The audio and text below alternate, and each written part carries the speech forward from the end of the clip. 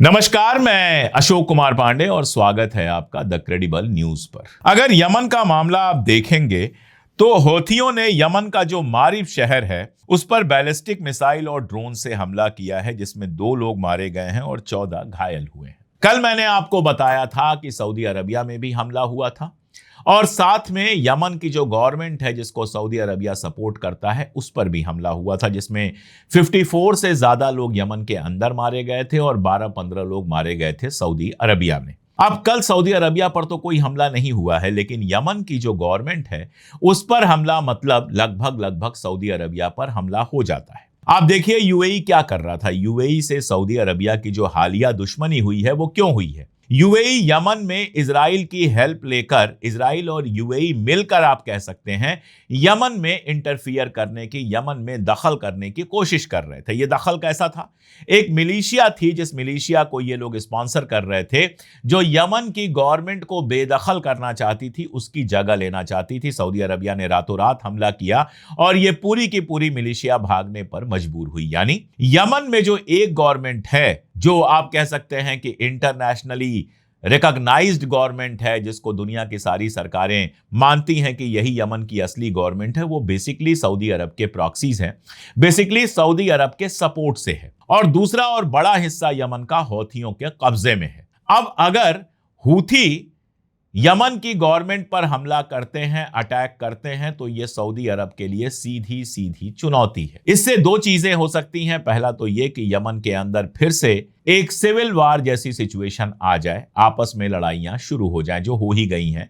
अब इन्होंने हमला किया है तो उनके पास जितनी ताकत होगी वो हमला करेंगे, तो ये तो हो ही गया है। लेकिन इसमें ज्यादा खतरनाक ये है कि अगर सऊदी अरबिया इसमें इन्वॉल्व हो जाए और ये लड़ाई लंबी चले, तो ये एक ऐसी लड़ाई होगी जो ईरान वार खत्म होने के बाद भी गल्फ को चैन से नहीं रहने देगी। पिछली बार भी सऊदी अरबिया से जब यमन की लड़ाई या हूथियों की लड़ाई चल रही थी तो कोई 7-8 साल तक लड़ाई चली थी और फैसला कुन तरीके से हरा नहीं पाए थे हूथियों को। इस बार भी आसान नहीं होगा। अब आते हैं जरा सा ये जो मक्का डिफेंस पैक्ट हुआ है, इसको अगर हूथियों के एग्जाम्पल से ही देखें तो क्या पाकिस्तान सीधे सीधे सऊदी अरब की मदद करके हूथियों के ऊपर अटैक करेगा?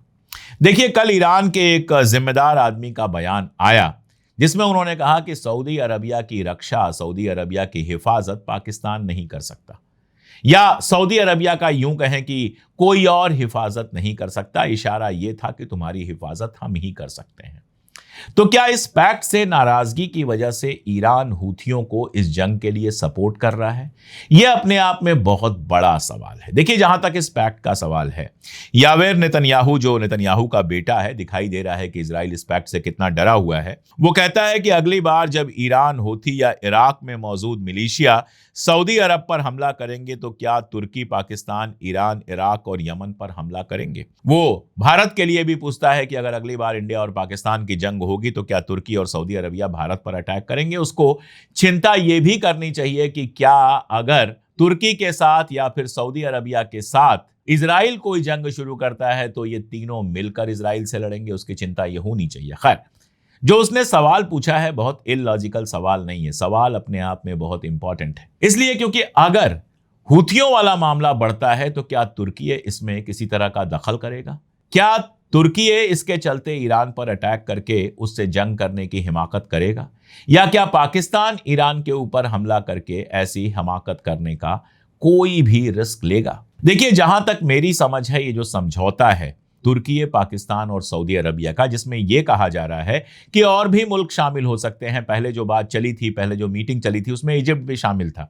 उसके बाद इजिप्ट के लीडर जाते हैं यूएई, उसके बाद थोड़ा बैकआउट करते हैं और ऐसा लगता है कि यूएई और इजराइल ने उनको समझा लिया है कि आप जरा सा दूर ही रहिए। लेकिन कुवैत के शामिल होने की बात आ रही है और भी कुछ मुल्कों के शामिल होने की बात आ रही है। तो मुझे यह लगता है, मेरी अपनी समझ है कि इस समझौते के सेंटर में अगर कोई है तो वो इजराइल है। इजराइल के कई मिनिस्टर्स कई बार कह चुके हैं कि हमारा अगला निशाना तुर्की होगा। वैसे तो तुर्की नाटो का मेंबर है, तो इजराइल अगर तुर्की पर हमला करता है तो अमेरिका का फर्ज बन जाता है कि वो इजराइल के ऊपर अटैक करे, लेकिन ऐसा होगा नहीं। ना तो इजराइल ना ही कोई नाटो का और मेंबर तुर्की का साथ देने आएगा। अगर इजराइल से जंग होगी, इस बात को तुर्की जानता है। ये ठीक बात है कि नेतन्याहू के मना करने के बावजूद ट्रंप ने उसको जहाजें वगैरह देने की बात की है। ये ठीक बात है। ये ठीक बात है कि ट्रंप उसको बहुत दोस्त की तरह ट्रीट करता है, मदद भी करता है, बाकी सब है।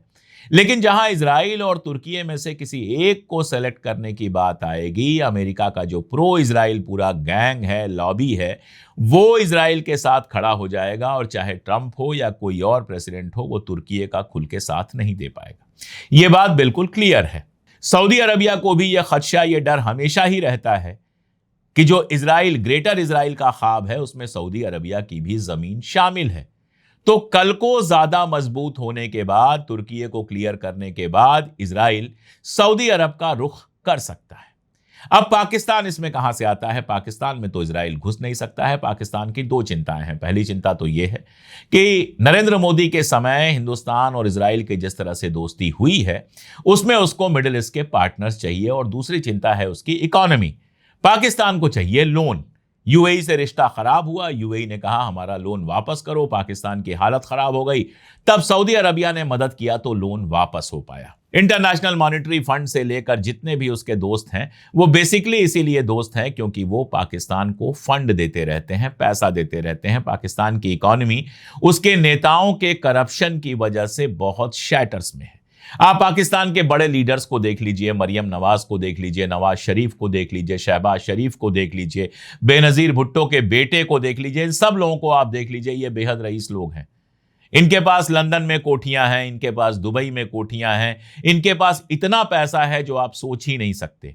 लेकिन पाकिस्तान एक गरीब मुल्क है। हिंदुस्तान पाकिस्तान दोनों के बारे में यह सच है कि हमारे लीडरान बड़े अमीर हैं, लेकिन हमारे मुल्क बड़े गरीब हैं क्योंकि भयानक करप्शन है। खैर वो एक अलग मुद्दा है, उस पर बात करूंगा तो घंटे भर बात ही करनी पड़ेगी और कौन जाने कि कुछ लोग नाराज भी हो जाएं कि आप करप्शन पे क्यों हमारे बात कर रहे हैं, आप क्यों दुनिया के सामने हमको नंगा कर रहे हैं। लेकिन हकीकत यह है कि दुनिया के सामने आप नंगे ही हैं। जब दुनिया आती है हिंदुस्तान या पाकिस्तान में तो यहाँ की गरीबी देखती है, और जब नेताओं से मिलती है तो वहां की रईसी भी देखती है। खैर जो बात हो रही थी, पाकिस्तान को जरूरत है पैसों की और पाकिस्तान के पास है न्यूक्लियर पावर।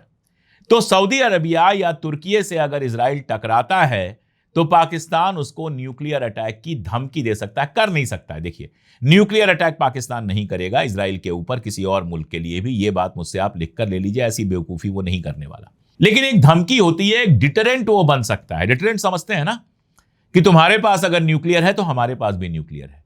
अगर तुमने हिमाकत की न्यूक्लियर बम चलाने की तो हम न्यूक्लियर का इस्तेमाल कर सकते हैं। दूसरा, पाकिस्तान के पास लोग हैं, पॉपुलेशन है, सप्लाई ऑफ मैन है।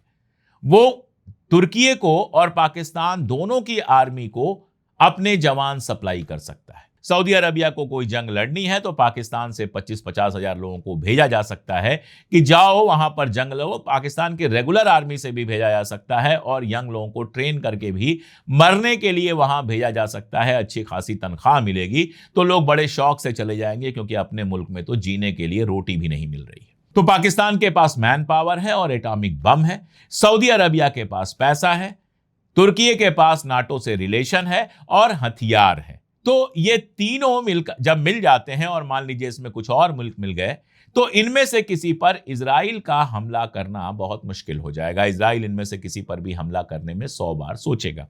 और देखिए, कोई बहुत बड़ी बात नहीं है कि इनकी चिंता में ईरान भी हो, क्योंकि वैसे भी सऊदी अरबिया कोई ईरान का दोस्त मुल्क नहीं है और तुर्की भी ईरान का दोस्त मुल्क नहीं है।